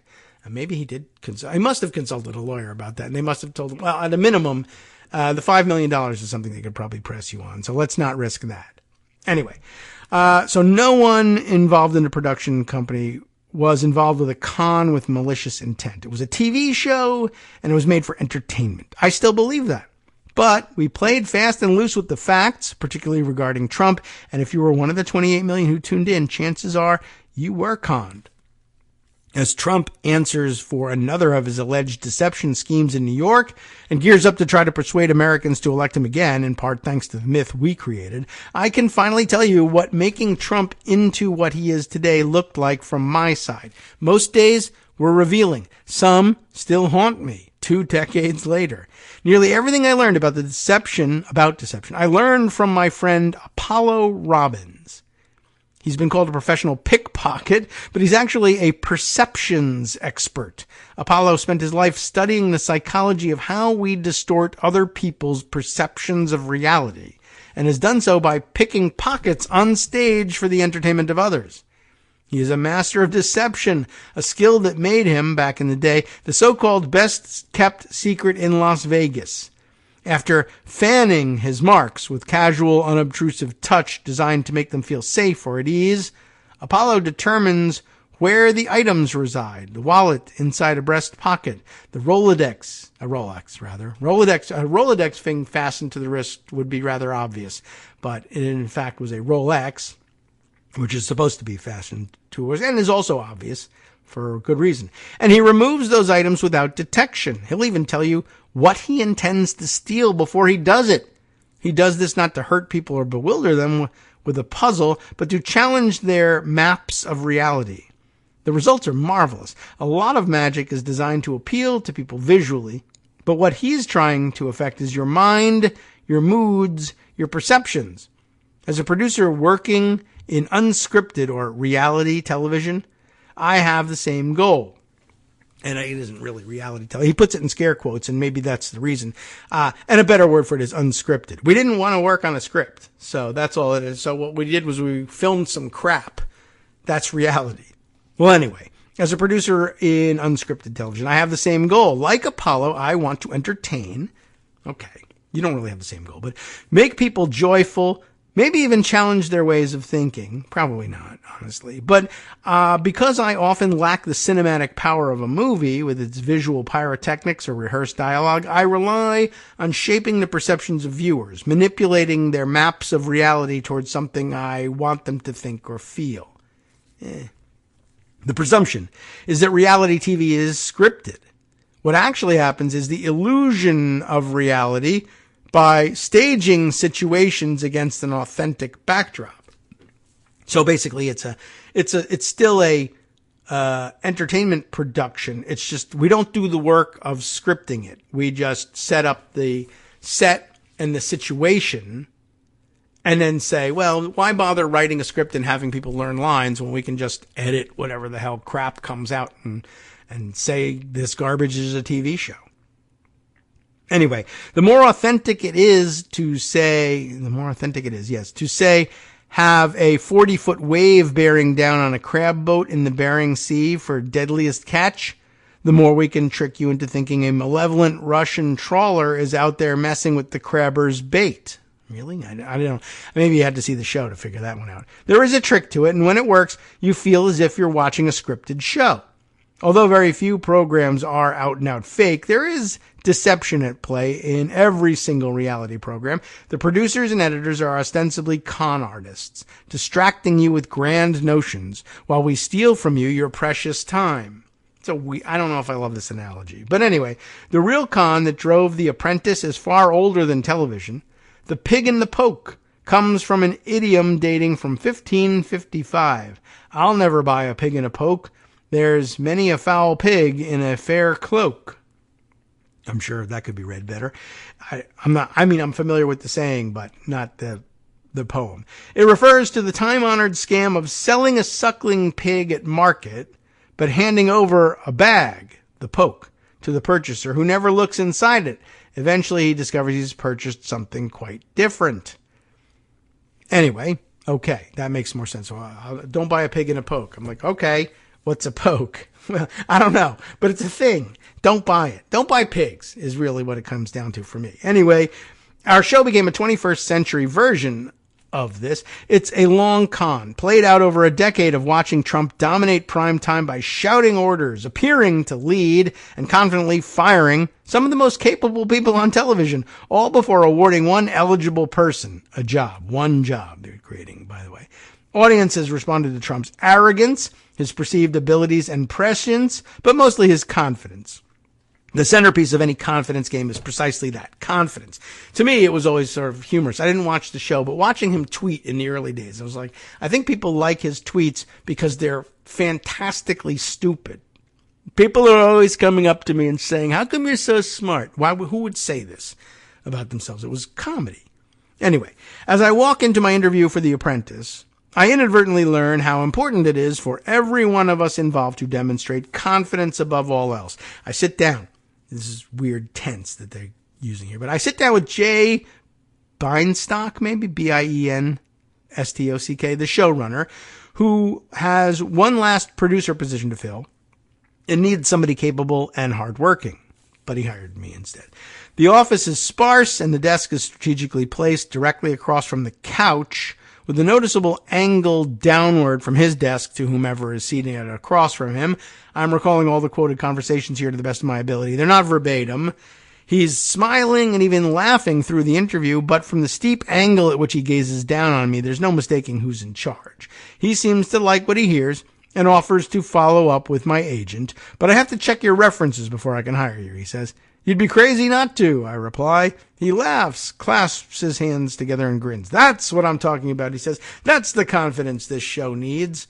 I mean, whatever. Okay, there's nothing special there. I sit there several inches below eye line and ponder what just happened. What, I wonder, is so confident, good question, about suggesting he's crazy not to check my references? Then it dawns on me, he thinks I'd meant, you'd be crazy not to hire me. The signal to noise begins. Okay, this guy's mind does jump around a bit, but that's okay. I do too. Before I leave, I have to ask, why Trump? Bienstock discovers that we both lived in New York for a time. Knowing what we know about Trump, selling the idea that intelligent people would compete to land a job working for him will be a challenge. The idea is to have a new and different billionaire every season. Just like there's a new and different island on Survivor. We're reaching out to Spielberg, Katzenberg, Geffen, among others, he says. Trump is the only one who agreed to sign on. Bienstock didn't respond to a request for comment. That's different than I heard originally, right? But it's the sort of thing that might make you sign on. We'll make it work, Bienstock says confidently. I rise, shake his hand, and leave, and head over to Dutton's bookstore to pick up a used copy of Trump's The Art of the Deal. It is filled with takeaways about branding and strategizing, but conveniently omits Trump's bluffing his way through meetings with contractors, stiffing them when it's convenient to do so, and betraying his most trusted colleagues to get what he wants. The book's ghostwriter, Tony Schwartz, has since tried to get the bestseller recategorized in the Library of Congress as a work of fiction. Funny. Another show of confidence is the budget the series commands. It's not as expensive as a scripted series, but for a reality show, the price is high. Never have I worked on a series with this level of funding, but the cost is justified. This needs to feel real.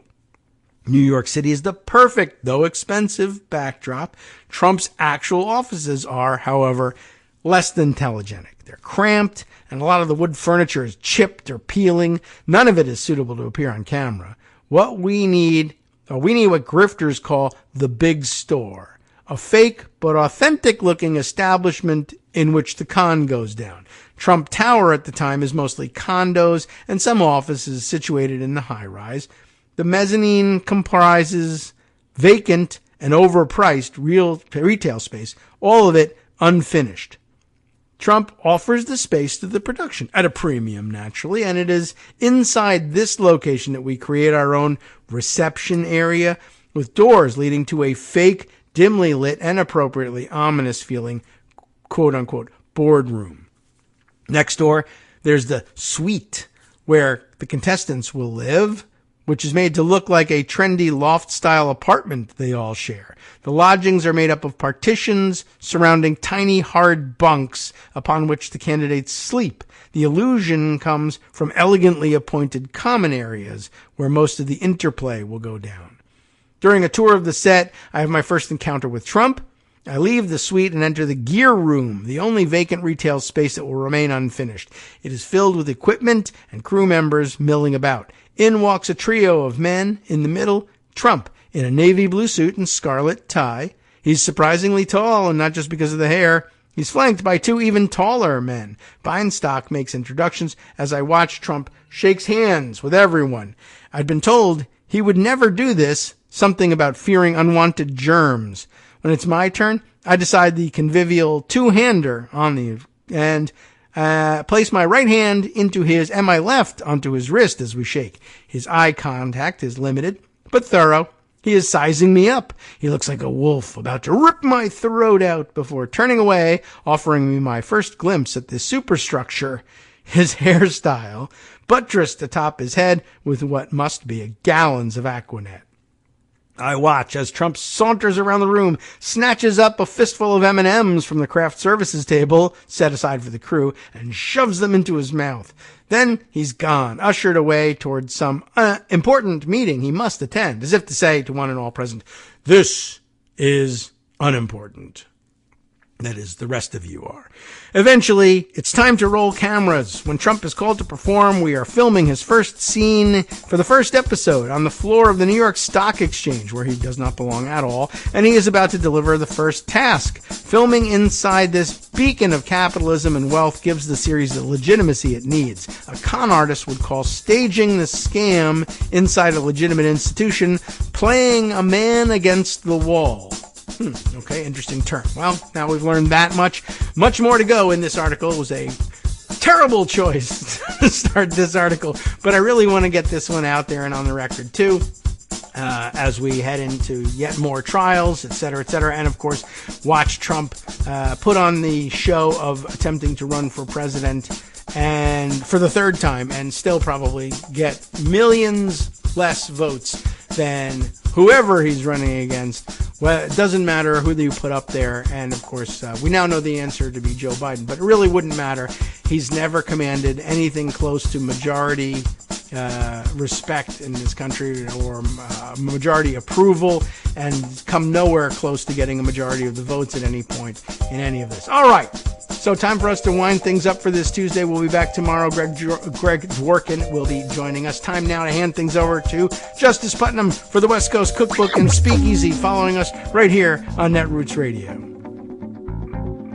From netrootsradio.com, you have been listening to Kagro in the Morning with David Waldman. All right, look, he's taking up this. I should have taken this one up too, but he's got it covered. Jamie Raskin humiliated Marjorie Taylor Greene at another bonkers hearing. She, of course, had no idea whatsoever about how to handle things. Lots more, of course, coming from around the country and around the world. All the things that we failed to touch on today. Maybe we'll get to follow him up for the rest of the week. We'll see you tomorrow.